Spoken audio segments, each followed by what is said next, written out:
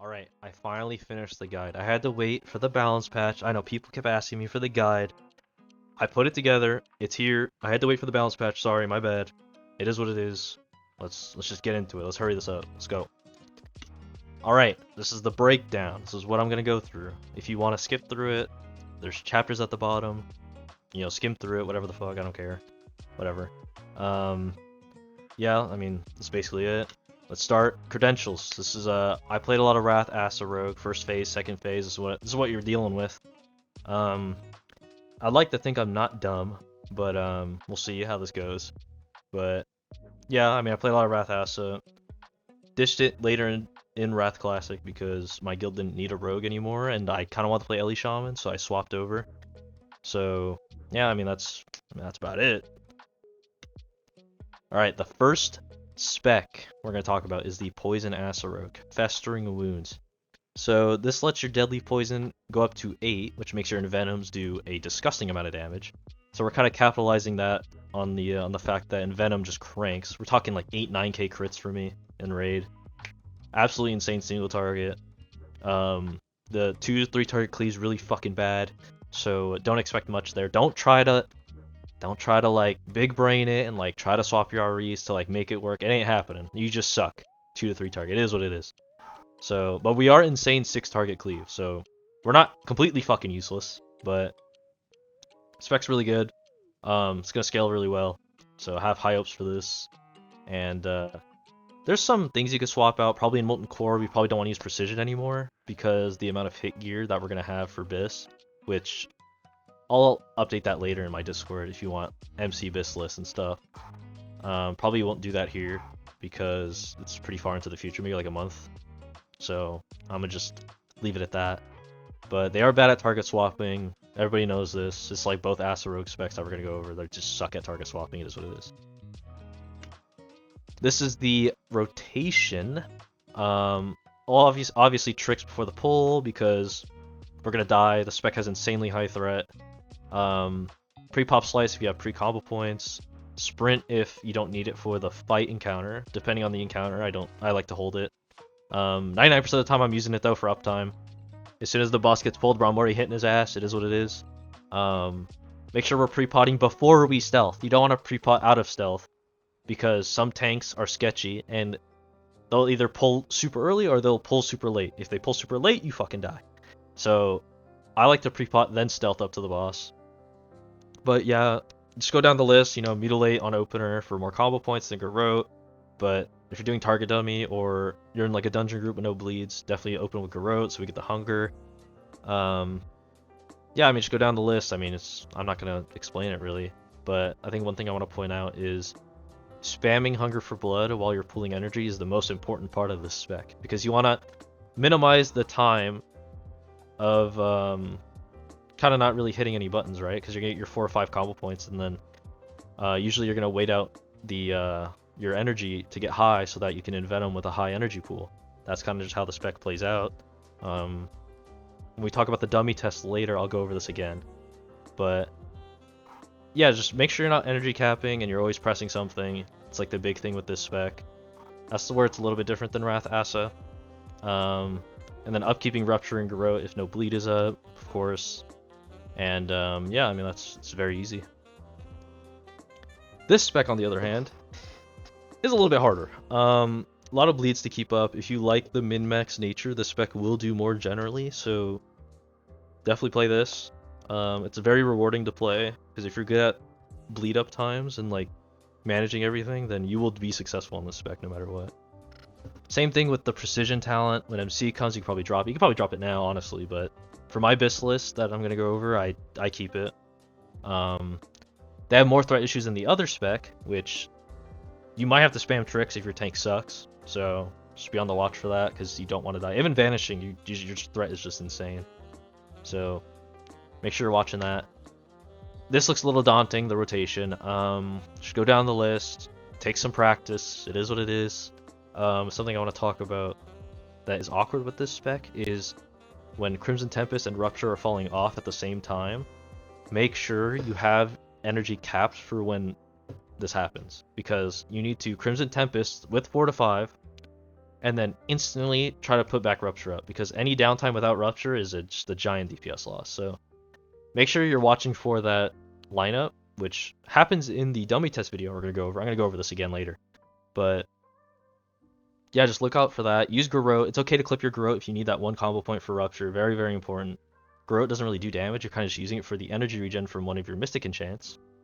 And Venom is just used for when you have enough time to get combo points again for when your bleeds fall off. It's just a bonus. Wouldn't really worry about Venom spamming. It's just a bonus. Very min-maxy, so that's up to you. And then of course Mutilate to get your combo points. Everybody knows that. Alright, now we got consumes. This will be fast. It's a list of everything that you want. If you want to go down the list, and just like a shopping list for you. Right here. So you can look at that, get that done. Thistle Tea is the first consume we're going to talk about. This thing just fills your energy bar. It doesn't give 60. I don't know what it is. It's probably just bugged. For Poison Acid, I like to use it when I want to dump as many Envenoms during procs. When I see a good lineup of procs, I'm probably going to be drinking one of these just to, obviously, like I just said, just fit as many Envenoms as possible. For Bleed Rogue, for Crimson Hunger, I would say to use Thistle Tea when you have bad crit RNG for combo points, and your Crimson Tempest and your Rupture are like falling off at the same time. It's super useful to instantly for that bad overlap. It's super useful. Which I mean, it happens pretty often, but to save that downtime one time is like pretty big DPS increase. This is engineering. One thing I want to point out is Gnomish Battle Chicken's insane. For some reason on this server, it doesn't have to hit anything to squawk, so you can just summon it before a pull, get the squawk, and then swap your trinket. If you want to like min-max a little bit on some pulls, can net a little bit more DPS. 5% attack speed is actually insane for Poison Acid, so highly recommend this. Obviously it's not necessary. It's once every fucking 30 minutes, unless you have a group rotating them, which probably isn't the case.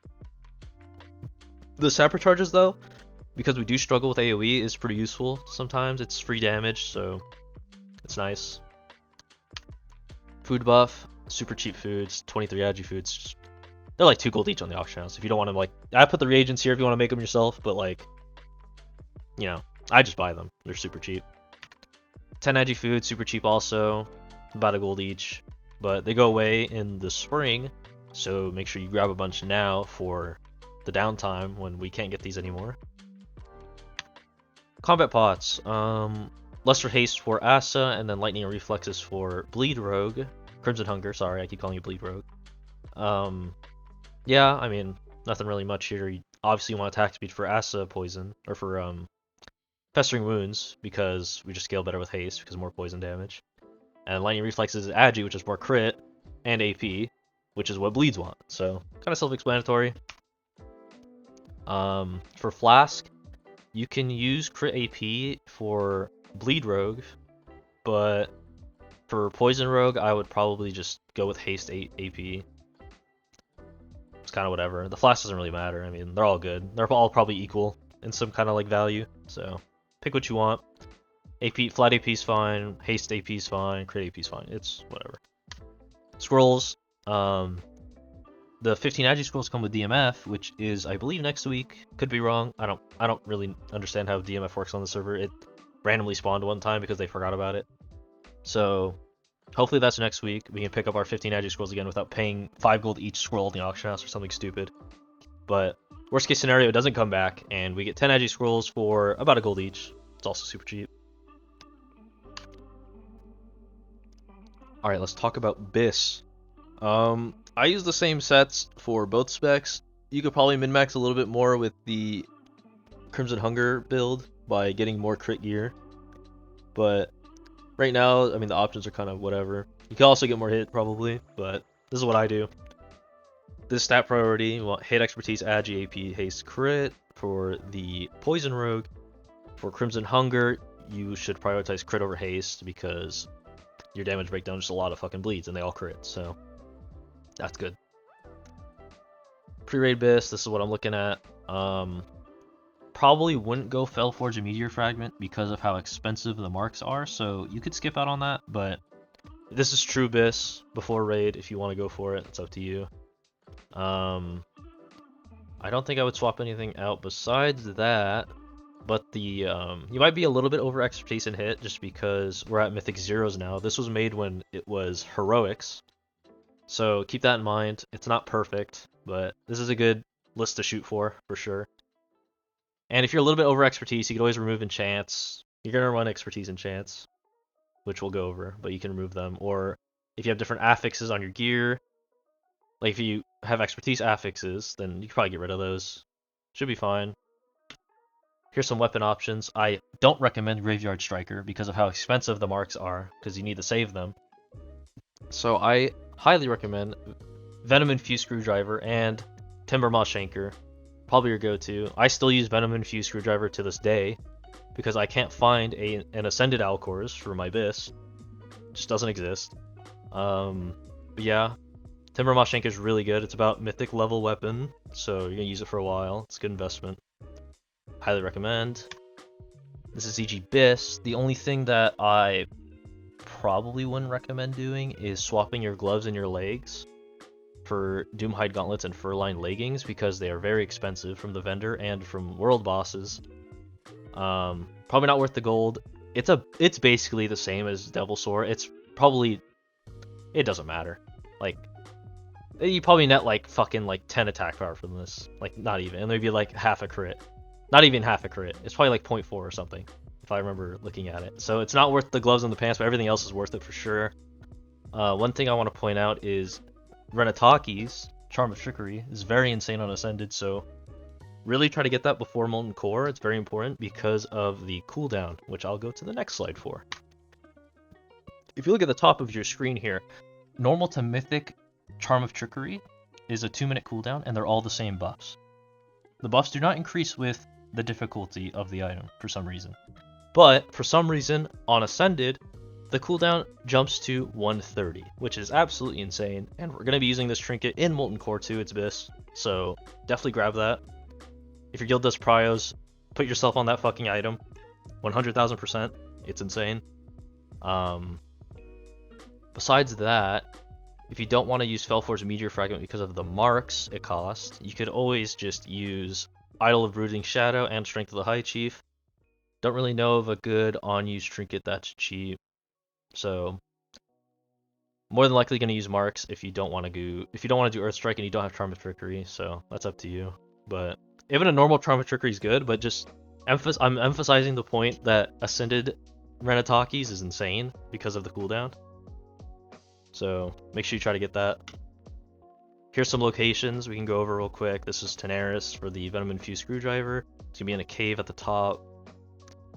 Graveyard Strikers, Western Plaguelands, easy to get, whatever, if you want a quick easy dagger. This is Hinterlands. I think this is on the 2nd level of the Troll Tower in Hinterlands. I don't actually remember, so you're gonna have to find that yourself. Sorry I couldn't really provide a better image, but this is the best I got. So do your best. This is Felforged Fragment. This is from Ashenvale, sorry. And, not that bad. Easy to get. This deck's absolutely insane. I think if they don't change it, it'll be BiS and MC because of the proc. The proc's about 2 to 3% of my damage. Always 2 to 3% of my damage. Which is insane for a next slot. Even though it has tank stats, ignore the tank stats. Still just good value. Very, very highly recommend this. It's super cheap to upgrade too. And here's the enchants. We're just stacking expertise enchants because expertise is hard to come by. I mean, that's pretty self-explanatory. You just go down the list on the auction house, just buy them all out. Fuck it. I want to mention, make sure you put Strider on your fast weapon. Do not put it on your slow weapon. You will lose uptime because Strider is based on how many... It just has a chance to proc every time you hit. Whereas Ninja's Focus has an ICD. That's the case. Alright, let's talk gameplay. This is it's the big one. Poisons. Please put Deadly Poison in your main hand and on your fast weapon. Fast weapon, 1.3, 1.4 speed, plus Deadly Poison, always on your main hand, no matter what. No debate, just do it. Festering Wounds, put instant in your offhand, of course, self-explanatory. Crimson Hunger, make sure you have Wound in your offhand, self-explanatory again, it's just how the REs work, if you read them. The only argument you could ever make for putting Deadly Poison on your main hand and your main hand is also slow is if the DPS is just a disgusting amount higher, which will never really be the case on this server. It would be very rare for that to happen. So yeah, I mean, you know, just play with that with whatever I just said. So, and the reason for deadly in your main hand, I can explain, is because Envenom hits with your main hand weapon, and deadly also just procs more in general. So you want more poison procs. It's more damage. And when deadly's fully ramped, it's just gonna proc your offhand poison anyways. So it just makes more sense to just have it in your main hand. I've tested it multiple times. I've had other rogues try it. They always tell me deadly main hand fast. It works. I got this information from a old Wrath of the Lich King player from back in Wrath Classic. This guy's a fucking wizard at fucking rogue, and he had the same thing, same data, so it matches, it lines up. So just make sure you're doing this. Very important. Next, we have the macros. We have the poison application macro, which is just super convenient. It's gonna make it so that when you left click, it's gonna put a poison on your main hand, and when you right click, it's gonna put a poison on your offhand. And depending on whether you have, if you're holding shift or control or nothing, it'll apply a certain poison, which I could just show you. Like if I just left click, it'll put deadly poison on my main hand. But if I just right click, it'll put deadly poison on my offhand. But let's say I'm holding shift, I can just right click and put instant poison on my offhand without having to click the dialogue. So it's just super convenient. If I hold control and I right click, it'll put wound on my offhand. Oops. So yeah, I mean, super convenient macro. I'll have all of these in the comments, so it'll be easy, quick paced. Tricks of the trade macro. Careful using this one. If you're using it on a tank, because of the cancel aura portion on the first line, if you press it twice, okay, my dogs are being schizophrenic. If you press it twice, it's going to remove the threat transfer buff, which is very important for tricksing tanks. But if you want to give a DPS a 15% damage increase with tricks, make sure you're pressing this twice, because you do not want to transfer your threat to a DPS. You're going to kill him. So watch for that. Careful using the macro. Not really necessary. It just saves you a click. It's nice mid-raid, mid-fight. But the start attack macros at the bottom, I highly suggest on every ability that you have because of vanish.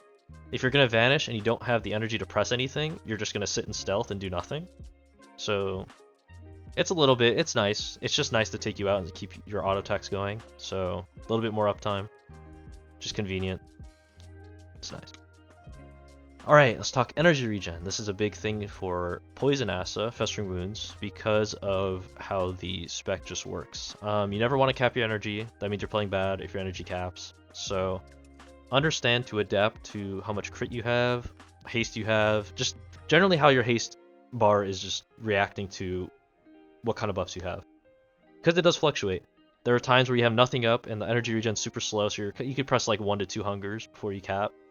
But then sometimes you don't even have time to press hunger, or else you're going to energy cap. So then it's a DPS loss to press hunger. That's only if, like, those are special case scenarios, but just watch for those lineups of buffs. Just get that in your head, and always try to fit as many Envenoms as possible in your Agi and AP increase windows.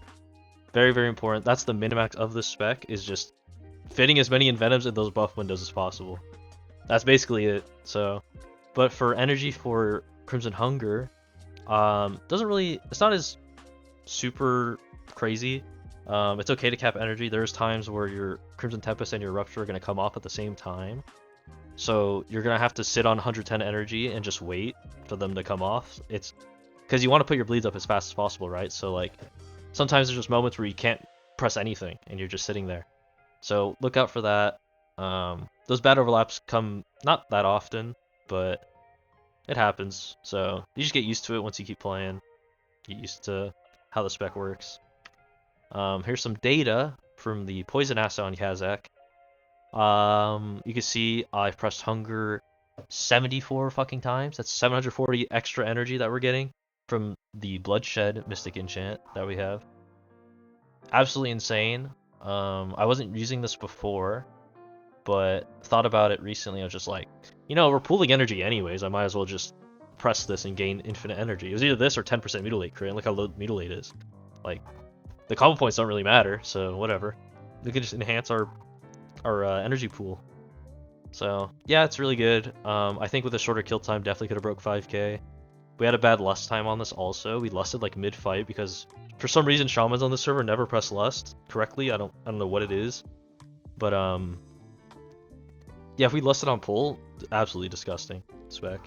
I have footage for this, which we'll go over later. It'll just be gameplay of it, of how I played this fight, so that's good. But I want to talk about the breakdown a little bit. This Ravenclaw thing on number 6 is our necklace. It did 2.6% for me, so that's what I was talking about earlier, where this necklace is insane value. The dagger did 1%, which is actually pretty low. Usually it's a lot higher, but I think because of just how much damage I did, it looks bad, but it is really good. Usually ranges 1 to 2, because it's 100% uptime, it's always up. But yeah, and then we have the Crimson Hunger data, where my bleed up time wasn't even really optimal. You want to shoot for 90 plus, I think, is good, but I've played kind of poorly this one, so I'm still getting used to the spec, but that just shows you like the potential of this spec. I did 4.7 on a 333. Yeah, I mean the spec just has a lot of potential. I'm probably not even geared correctly for it. I just used my poison acid gear, which has there's some things you could change, but yeah, the spec's definitely insane. Once again, the neck number 10 did 2.8%. Absolutely insane. Please get this necklace. The necklace is so good. But got lucky with crit autos, so it looks a little high here. It should be below Crimson Hunger, I think, usually, but got super lucky. But yeah, I mean, just wanted to look over that for a little bit. All right, before we get into the gameplay, I want to go over the rotation again, because just a refresher. It's been a lot of info. Got to go over it again. If you skip to this portion, you can skip up to the video, but just go over it one more time. Pre-pop tricks, pre-pop slice if you have, sprint if you don't need it for the encounter. Most likely you don't, so you can just fucking send that bitch for uptime. Make sure you're pre-potting before stealthing, because of you don't want to get fucking clonked in the head by the boss. Mutilate opener for the extra combo points. Garrote if you don't have a bleed from the raid, because you need the hunger, right? So slice and dice first, then hunger if you didn't pre-pop slice before the fight. We're gonna mutate till 4 or 5. Crimson Tempest, mutilate again, and then put up Garrote, mutilate again if we are not at 5 yet, and just rupture, and then from then on we're just pressing hunger. When we need energy, of course. Any empty, any downtime should be a hunger press, even if you energy cap, it's fine. For the spec, Crimson Tempest 4 out of 5. Rupture is a big deal to get at 5, but if you have to send a rupture at 4, it's like it is what it is. You can clip your Garrote. Don't be afraid to clip your Garrotes just for the 1 combo point and just refresh the Garrote. Like, it's whatever, it's fine. Envenom is your extra, but careful using Envenom, because if you sacrifice any downtime with Crimson Tempest or Rupture, it's a DPS loss 100,000%. So if you're new to the spec, focus on getting your Crimson Tempest and Rupture uptime really good, and then slowly trying to fit in Envenoms, and go from there, just feel it out. And of course, Mutilate is your filler. So now let's jump into the first video, which will be a dummy test, and then we're going to jump into a video that is a raid encounter, which is Ascended Venoxus.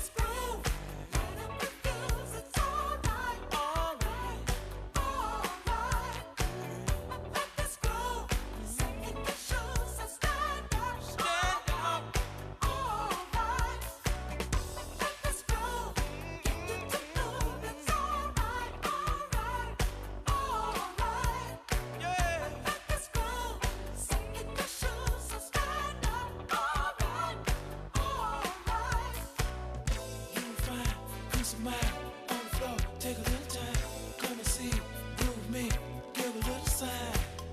I'll be there after a while if you want my love. We can boogie on down, boogie on down,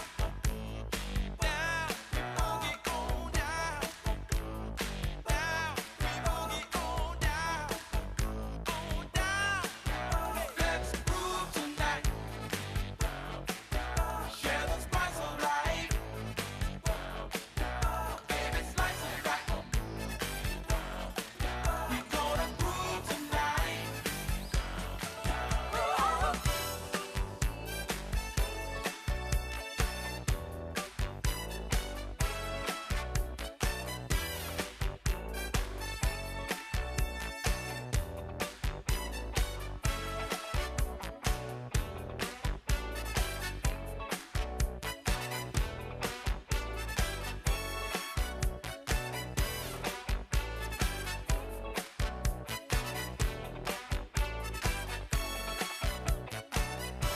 Let's groove. Hey, it's alright. Let's groove.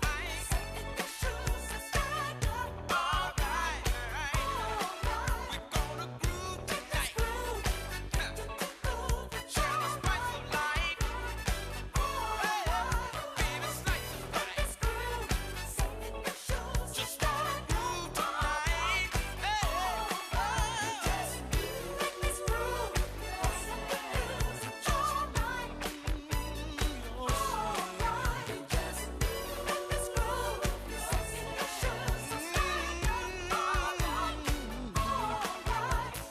Groove tonight.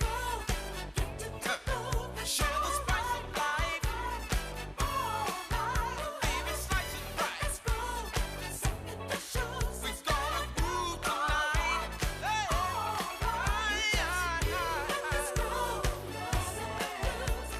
We gonna groove tonight.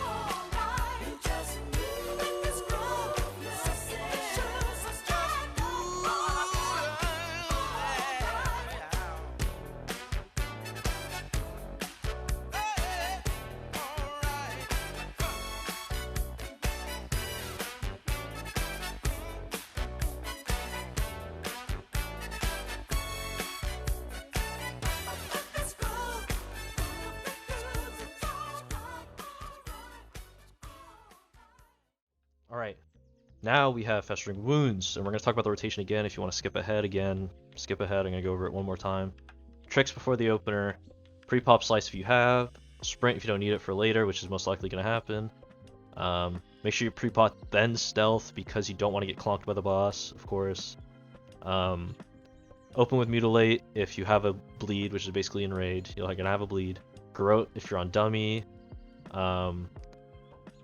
Press slice first, then hunger if you do not have a pre-pop slice. Very important. Slice is way too good to not press first. And then you're just gonna mutilate until you get 4 to 5 combo points, and then you're gonna Envenom, and then you're just gonna mutilate again.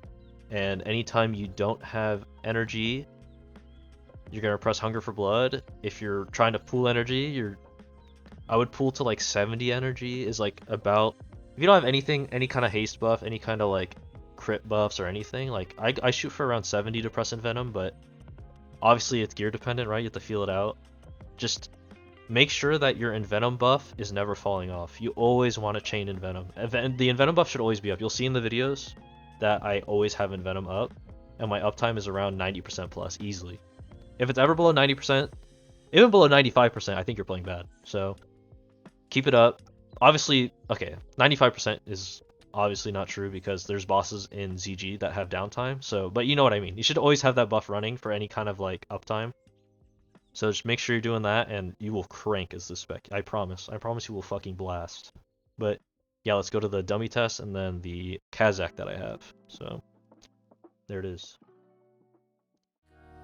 So I gave myself to a friend, 'cause I know the looks I could do, and we would never be alone again, 'cause it doesn't have another day. Gonna cut it on your friend, gonna give it up a bit away. Now I thought about what I wanna say, but I never really know where to go.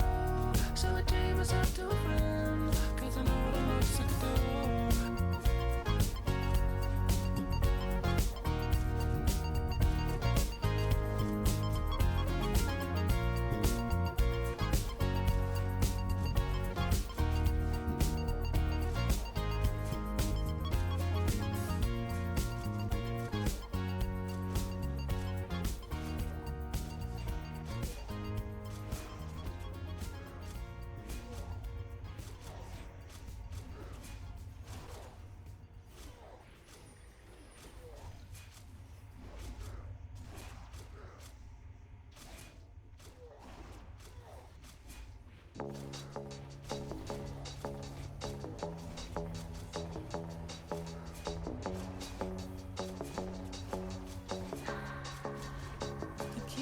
of myself. Think I'll dust them off, put them back up on the shelf. Yes, my little baby girl is in need. Am I coming out of left field? Ooh, I'm a rebel just for kicks now. I've been feeling it since 1966 now. Might be over now, but I feel it still. Ooh, I'm a rebel just for kicks now. Let me kick it like it's 1986 now. Might be over now, but I feel it still. Got another mouth to feed. Leave it with the babies till the mama call the grave digger. Gone with the fallen leaves. Am I coming out of left field? Ooh, I'm a rebel just for kicks now. I've been feeling it since 1966 now. Might have had your fill, but I feel it still. Ooh, I'm a rebel just for kicks now. Let me kick it like it's 1986 now. Might be over now, I feel it still. We could fight a war for peace. Give in to that easy living. Goodbye to my hopes and dreams. Stop flipping.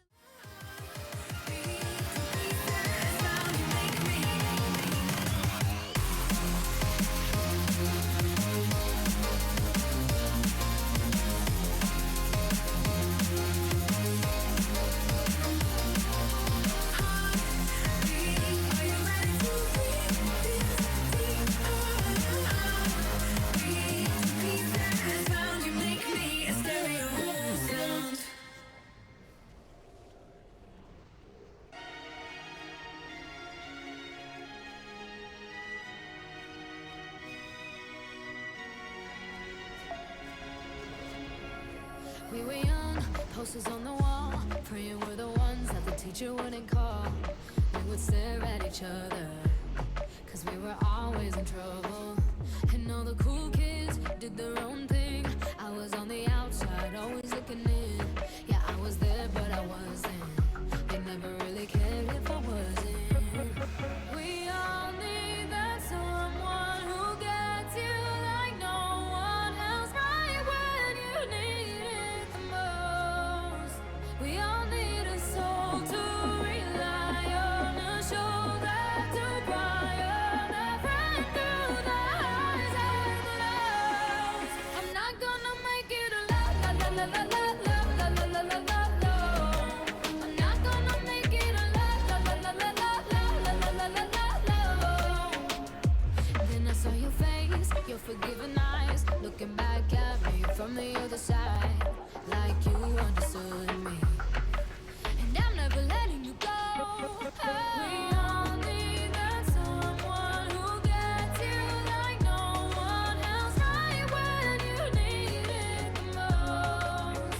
We all need a soul to rely on, a shoulder to cry on, a friend through the highs and the lows. I'm not gonna make it alone, la la la la la la la la la la la. I'm not gonna make it alone, la la la la la la la la la la la. I'm not gonna make it alone, la la la la la la la la la la la. I'm not gonna make it alone, la la la la la la la la la la. I'm not gonna make it alone, la la la la la la la. I'm not gonna make it alone, la la la la la la la. 'Cause you are that someone that gets me like no one else, right when I need it the most. And I'll be the one you rely on, a shoulder to cry on, a friend through the highs and the lows. I'm not gonna make it alone, la la la la la la la la la la la. I'm not gonna make it alone, la la la la la la la la la la. I'm not gonna make it alone, la la la la la la la la la la. I'm not gonna make it alone, la la la la la la la la la la. I'm not gonna make it alone.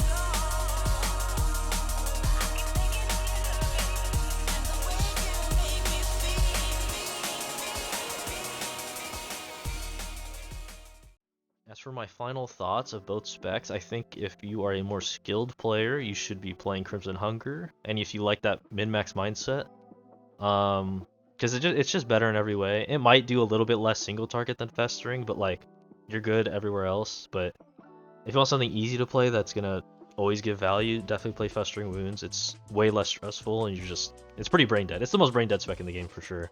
So yeah, that's kind of basically the two specs I wanted to talk about. Don't really got much else to talk about, but you know, thanks for watching, thanks for sticking it out. Stream on Twitch, Discord, and comments. You want to talk, want to discuss, let me know. That's about it. Later.